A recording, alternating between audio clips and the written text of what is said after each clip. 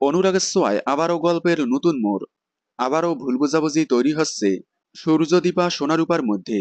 সম্প্রতি অনুরাগের ছোঁয়ায় দেখা গেল শত বাধা বিপত্তি পার হয়ে সব বিপদ কাটিয়ে আবারও এক হয়েছে সূর্যদীপা এবং সোনারূপা।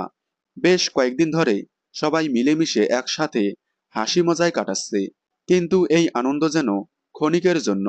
ফিরে এসেছে পুরনো শত্রু মিস্টার কুমার। এবার মিস্টার কুমারের মাধ্যমেই আবারও আলাদা হতে চলেছে সূর্যদীপা এবং সোনারূপা। তবে এখানে একটা মজার বিষয় হলো, যখনই সূর্যদীপা সোনারূপা এক হয় তখনই টিআরপি নিচে নেমে যায়। যখনই ভুল বোঝাবুঝি দেখানো হয় তখনই টিআরপিতে এগিয়ে আসে। কারণ সূর্যদীপা সোনারূপা আলাদা থাকলে গল্পে একটা টান টান ভাব থাকে, তাই টিআরপিতেও এগিয়ে থাকে।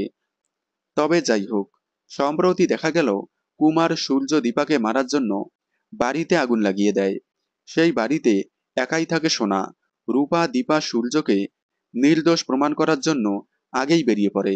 তারপর সেখান থেকে সূর্য বেরিয়ে পড়ে, যার কারণে সোনা ওই বাড়িতে একাই থাকায় এবার সোনা আবারও দীপা রূপাকে ভুল বুঝবে। তাহলে অনুরাগের ছোঁয়ায় আবারও আলাদা হয়ে যাচ্ছে সোনা রূপা সূর্যদীপা।